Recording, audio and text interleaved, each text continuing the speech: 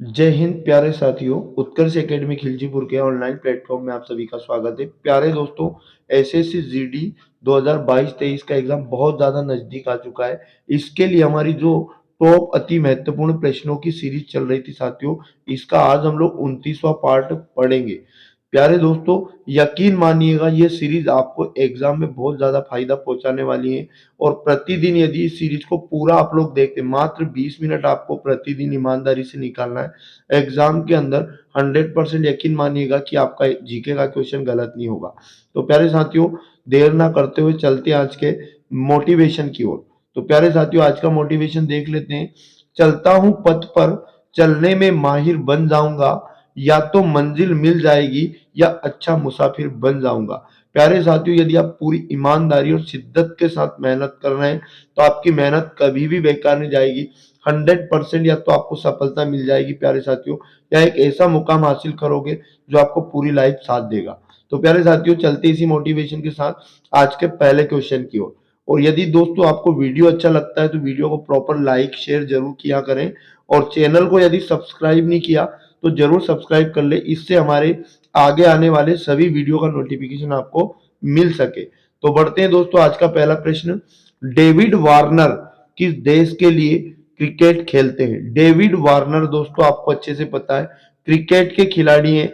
इनका संबंध किस देश से है? तो सही जवाब हो जाएगा ऑस्ट्रेलिया, यानी सी इसका राइट आंसर हो जाएगा। आगे बढ़ते हैं अति महत्वपूर्ण डिटेल की ओर। डेविड वार्नर ऑस्ट्रेलिया के बाएं हाथ के बल्लेबाज साथियों, याद रखिएगा डेविड वार्नर छाप के रखना है। आगे बढ़ते हैं क्वेश्चन नंबर 2। क्वेश्चन नंबर 2 में लिखा, बनारस हिंदू विश्वविद्यालय के संस्थापक निम्नलिखित में से कौन थे? बनारस हिंदू विश्वविद्यालय के संस्थापक, सही जवाब हो जाएगा दोस्तों मदन मोहन मालवीय, यानी सी इसका राइट आंसर हो जाएगा। बनारस हिंदू विश्वविद्यालय के संस्थापक मदन मोहन मालवीय थे। दोस्तों इसके अतिरिक्त जो जानकारी मैं आपको बताता हूं, ये टॉप जानकारी है साथियों, जो आपको किसी किताब में नहीं मिलेगी, याद रखिएगा। मदन मोहन मालवीय ने वर्ष 1916 में दोस्तों बनारस हिंदू विश्वविद्यालय की स्थापना की। एग्जाम में बनारस हिंदू विश्वविद्यालय की स्थापना पूछा जा सकता है, 1916 याद रखना है। और वर्ष 1919 से 1939 तक इसके ये कुलपति भी रहे मदन मोहन मालवीय, याद रखिएगा। अगला क्वेश्चन 3 नंबर। बेगम नूरजहां का विवाह पूर्व नाम क्या था? नूरजहां का नाम आप सबने सुना होगा दोस्तों, ये बेगम थी। और इनका विवाह के पूर्व नाम जो था वो मेहर उन नीसा, यानी कि इसका सही जवाब हो जाएगा डी वाला ऑप्शन। विवाह के पूर्व नूरजहां का दोस्तों पूर्व नाम था मेहर उन नीसा। एग्जाम के लिए अति महत्वपूर्ण क्वेश्चन है, छाप के रखिएगा। आगे यदि बात करें 4 नंबर की, निम्न में से कौन सा बांध स्वर्ण रेखा नदी पर बनाया गया? इन 4 ऑप्शन में से कौन सा बांध स्वर्ण रेखा नदी पर बनाया गया? सही जवाब हो जाएगा चांडिल, यानी 20 का राइट आंसर हो जाएगा। चांडिल बांध पूछे स्वर्ण रेखा नदी पर है, याद रखिएगा। अति महत्वपूर्ण जानकारी समझिएगा दोस्तों, चांडिल बांध झारखंड में है, ये भी याद रखना। एग्जाम में पूछा जाए कि चांडिल बांध किस राज्य में, झारखंड, याद रखिएगा। और बरगी बांध है दोस्तों, जो ऑप्शन में आपको दिख रहा है, ये नर्मदा नदी पर बनाया गया। तो ये जानकारी भी आपको याद रखना है। आगे यदि बात करें 5 नंबर की, स्वामी विवेकानंद अंतरराष्ट्रीय हवाई अड्डा किस शहर में स्थित है? स्वामी विवेकानंद अंतरराष्ट्रीय हवाई अड्डा, याद रखिएगा, इसका जो सही जवाब हो जाएगा दोस्तों बी वाला ऑप्शन हो जाएगा, यानी कि रायपुर। रायपुर में है स्वामी विवेकानंद हवाई अड्डा। अब आप समझिएगा वो ऑप्शन को। ऑप्शन में आपको दिया बेटा यहाँ पर ग्वालियर में कौन सा हवाई अड्डा है? तो राजमाता विजया राजे सिंधिया ग्वालियर का हवाई अड्डा है। और doctor Baba Saheb Ambedkar international airport अगर पूछे, नागपुर बताइएगा। 3 यहाँ पर आपके लिए हवाई अड्डे क्लियर हो जाते हैं साथियों। आगे अगर बात करें 6 नंबर की, नामदाफा राष्ट्रीय उद्यान इनमें से किस राज्य में है? अति महत्वपूर्ण है। तो नामदाफा राष्ट्रीय उद्यान अरुणाचल प्रदेश में है, यानी सही जवाब बी वाला ऑप्शन हो जाएगा, नामदाफा राष्ट्रीय उद्यान। आगे यदि बात करें दोस्तों वेरी मोस्ट आईएमपी डिटेल की, गिर राष्ट्रीय उद्यान, याद रखिएगा। गुजरात में कान्हा किसली राष्ट्रीय उद्यान मध्य प्रदेश में है, और उसके बाद पिन वैली राष्ट्रीय उद्यान हिमाचल प्रदेश में। तो दोस्तों क्वेश्चन एक होता है, लेकिन जानकारी अजब गरीब और बहुत इंपॉर्टेंट होती है। आगे यदि बात करें अगला क्वेश्चन 7 नंबर, अंतरराष्ट्रीय मुद्रा कोष IMF, दोस्तों इंग्लिश में बोलते हैं, इसका फुल फॉर्म होता है इंटरनेशनल मॉनेटरी फंड। इसका मुख्यालय किस स्थान पर है? वेरी मोस्ट टाइम पे लगाइएगा। सही जवाब हो जाएगा ए वाला ऑप्शन, यानी वाशिंगटन DC। अमेरिका के वाशिंगटन DC में अंतरराष्ट्रीय मुद्रा कोष का मुख्यालय याद रखना है। और अंतरराष्ट्रीय मुद्रा कोष की स्थापना पूछे तो 1944 जुलाई में हुई थी दोस्तों। अंतरराष्ट्रीय मुद्रा कोष 190 देशों का अंतरराष्ट्रीय संगठन है, तो इसके मेंबर भी आपको याद रखना है। आगे यदि बात करें अगला क्वेश्चन, हुडो किस राज्य का लोक नृत्य है? वेरी मोस्ट IMP है। सही जवाब गुजरात हो जाएगा। दोस्तों गुजरात का लोक नृत्य हुडो, सी वाला इसका आंसर सही हो जाएगा। आगे यदि बात करें अति महत्वपूर्ण, गरबा भी गुजरात का है। टिप्पणी याद रखिएगा, ये लोक नृत्य भी गुजरात का है। डांडिया गुजरात का हो जाएगा और भवाई गुजरात का हो जाएगा। ये गुजरात के सारे आज ही याद कर लेना साथियों, इसके बाद नेक्स्ट वीडियो में हो सके नेक्स्ट मिलेगा। आगे यदि बात करें 9 नंबर की, आयरलैंड की राजधानी बताना है। आयरलैंड की राजधानी डबलिन हो जाएगी, यानी बी इसका राइट आंसर हो जाएगा। अब आप अति महत्वपूर्ण जानकारी समझिएगा, अबूजा। अबूजा दोस्तों जो राजधानी लिखी है पहले ऑप्शन में, ये नाइजीरिया की राजधानी है। और सियोल जो लिखी है दोस्तों दक्षिण कोरिया की राजधानी है। और मनीला जो है साथियों फिलीपींस की राजधानी है। तो ये राजधानियां कितनी, 4 राजधानियां आपकी यहाँ से क्लियर हो जाती हैं। आगे बढ़ते हैं नेक्स्ट क्वेश्चन पर।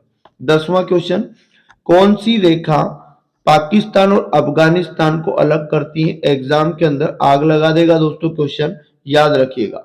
सही जवाब हो जाएगा डुरंड लाइन, यानी कि ऑप्शन नंबर ए इसका सही जवाब हो जाएगा। यानी कि पाकिस्तान और अफगानिस्तान को अलग करने वाली जो लाइन है उसका नाम डुरंड लाइन है। अब आप ऑप्शन भी समझिएगा सारे। मैकमोहन रेखा साथियों भारत चीन को अलग करती है।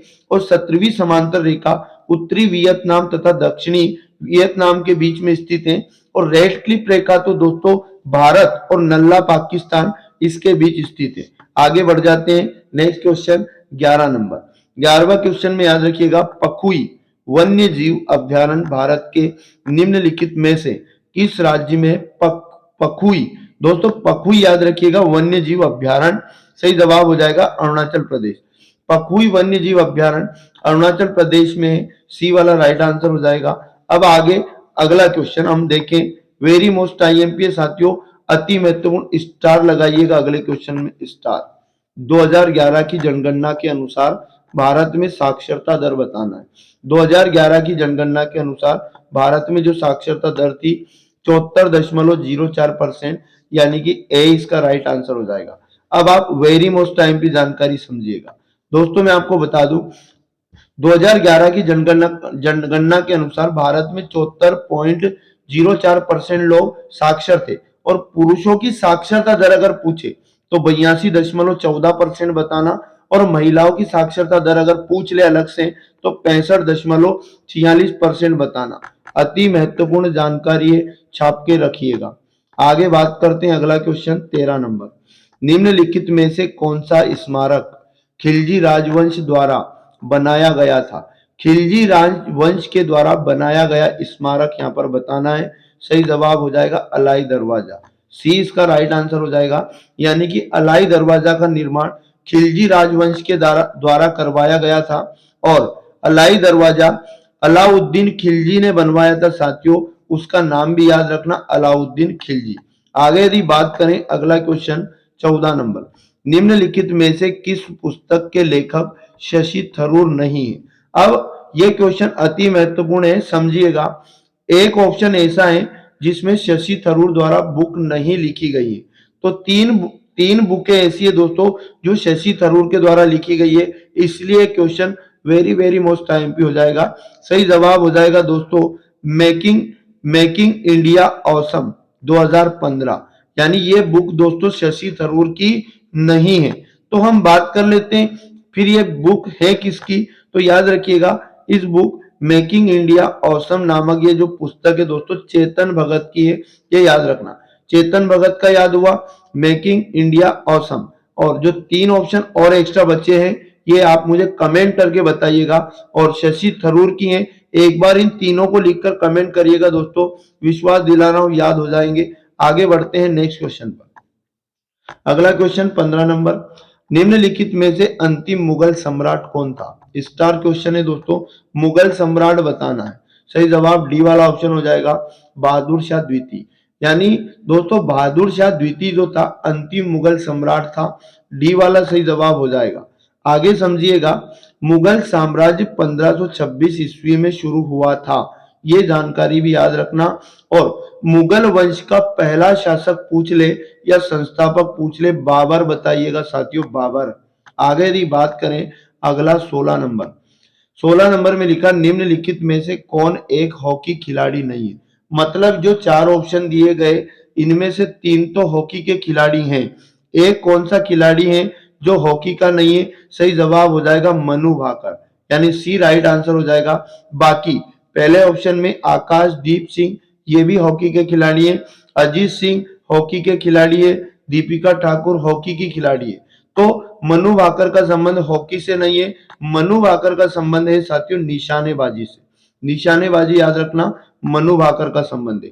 अति महत्वपूर्ण खेल का क्वेश्चन था, छाप के जाइएगा। आगे यदि बात करें 17 नंबर, राष्ट्रीय पक्षी दिवस कब मनाया जाता है? 4 ऑप्शन दिए गए। दिवस अति महत्वपूर्ण होते हैं साथियों, हर एग्जाम के अंदर एक दिवस आता है। आगे मैं यदि बात करूं इसका सही जवाब हो जाएगा 12 नवंबर को। 12 नवंबर को यानी 20 का राइट आंसर हो जाएगा। 12 नवंबर को राष्ट्रीय पक्षी दिवस के रूप में मनाया जाता है। आगे समझिएगा, सलीम अली का जन्म दिवस भारत में राष्ट्रीय पक्षी दिवस के रूप में मनाया जाता है। इनकी पुस्तक याद रखना सलीम अली की, बर्ड्स ऑफ इंडिया, सबसे लोकप्रिय पुस्तक है, एग्जाम में छप सकती है। अब दोस्तों अगर आप मेरी बात मानते हैं तो आपको क्या करना है, जितने भी नवंबर महीने के दिवस है सारे कमेंट बॉक्स में लिखना है दोस्तों। मैं आपसे प्रॉमिस कर रहा हूं काफी दिवस आपके कवर हो जाएंगे मेरे साथ इस वीडियो में। प्रतिदिन काफी जानकारियां ऐसी याद हो जाएगी जो लाइफ में कभी नहीं भूलोगे, चाहे किसी भी एग्जाम में बैठ जाना। आगे यदि बात करें 18 नंबर की, उकाई बांध किस नदी पर स्थित है? उकाई बांध किस नदी पर है? सही जवाब हो जाएगा ए वाला ऑप्शन, यानी ताप्ती नदी पर। यानी ए इसका राइट आंसर हो जाएगा, उकाई बांध ताप्ती नदी पर है।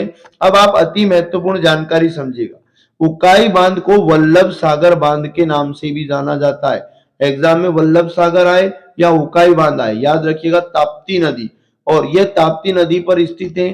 सरदार सरोवर बांध याद रखना, ये गुजरात राज्य का दूसरा सबसे बड़ा बांध है।